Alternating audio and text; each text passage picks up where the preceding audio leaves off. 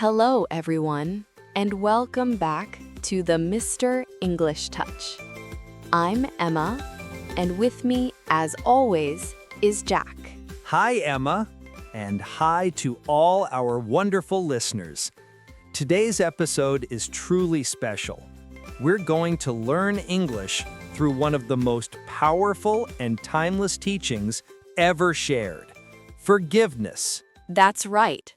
This time, we're diving deep into a meaningful story from the Bible, a dialogue between Jesus and Peter, where Jesus teaches about forgiveness. But we're not only learning the story, we're also learning English expressions, vocabulary, pronunciation, and emotion that come with it. Exactly. So grab your notebook, relax, and get ready for a thoughtful listening experience.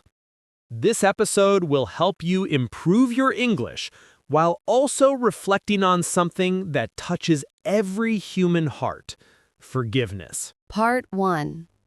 The dialogue. Let's begin with the conversation between Peter and Jesus. Peter, how many times should I forgive someone who sins against me? 7 times? No, not 7 times, but 70 times 7. That short exchange might sound simple, but it's full of meaning, both spiritually and linguistically. Exactly. The word sin here means to do something wrong or to hurt someone morally. Peter's question shows how we humans often want to know the limit. How much should I forgive before it's too much? And Jesus' answer, 70 times 7, doesn't mean we should count. It's a metaphor, an expression that means forgive without limits. True forgiveness has no number. Vocabulary breakdown. Let's pause for a second and look at some useful vocabulary from this passage. Forgive. Verb. To stop feeling angry towards someone who hurt you. Example. I forgive you for forgetting my birthday. Sin. A wrong or bad action, often against moral values. Sin. A wrong or bad action, often against moral values. Resentment is a feeling of anger that stays after someone hurts you. Freedom. Noun. The state of being free from control or pain. And the phrase 70 times 7 is an idiomatic way to say always. Part 2. Understanding the message. Now, let's go a little deeper. Peter finds it hard to forgive again and again. He says, "But Lord, it's hard to forgive someone who hurts me deeply." That's so relatable, isn't it? When someone betrays you or hurts you emotionally, forgiveness doesn't come easily. Exactly. Jesus answers with kindness. I know it can be difficult, but forgiveness is essential. Here, the word essential means something you absolutely need. Forgiveness is not just for the person who hurt you, it's for yourself. That's such a powerful idea. When you hold on to anger, it's like carrying a heavy stone everywhere you go. But when you forgive, you drop that weight, and suddenly you feel lighter. Language tip. Let's look at the phrase, let go of anger. This is a phrasal verb, let go of, which means to release something emotionally. She finally let go of her past mistakes. Beautiful example. These kinds of expressions are used all the time in natural English conversations. Part 3. The choice of forgiveness. Then Jesus says something that I really love. It's a choice, Peter. A choice that leads to freedom. That's the heart of this teaching. Forgiveness is not just a feeling, it's a decision. Exactly. You don't wait until you feel ready to forgive. You choose to forgive, and then peace follows. And when Jesus says freedom from bitterness, it's such a powerful phrase. Bitterness means that deep, long-lasting anger that poisons your heart. When you forgive, you set yourself free. Vocabulary and practice. Let's repeat some key expressions together. You can say them out loud with us. Forgiveness brings peace. Let go of anger and resentment. It's a choice that leads to freedom. Try saying them with emotion.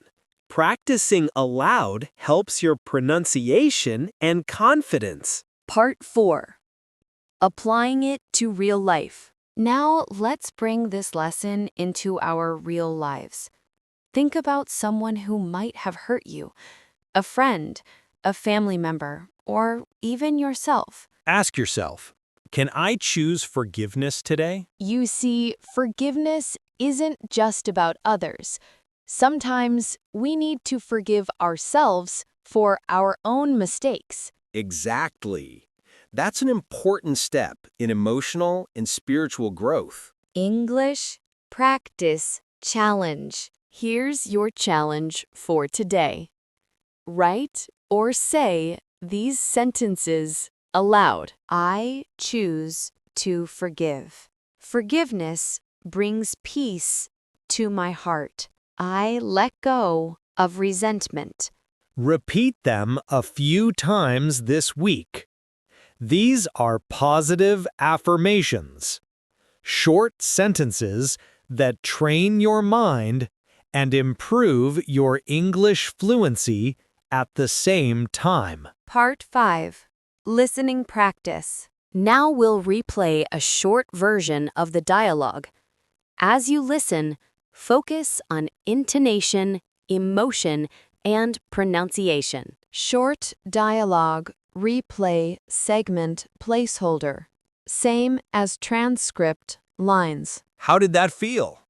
The more you listen, the more you'll notice the rhythm and flow of natural English. Part 6.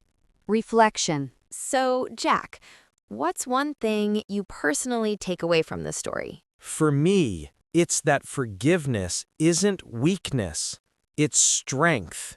It's choosing peace over pride. Beautifully said. For me, forgiveness feels like a reset button. It helps me start fresh, emotionally and spiritually. That's a great way to describe it. Did you notice how Jesus said, we should forgive? That's the modal verb should, which expresses advice or moral obligation. Exactly. It's a good example of how grammar and meaning connect. This isn't just about rules, it's about expressing values. Part 7. Final Thoughts. As we come to the end of today's episode, let's remember, forgiveness is both a spiritual and a linguistic lesson. When you learn a new language, you also learn a new way of thinking. More empathy, more patience, and more understanding. So, whether you're forgiving someone, learning a difficult grammar rule, or just practicing new words, remember, progress takes patience. And like forgiveness, language learning gets easier with time and consistency. Thank you so much for joining us today on Mr.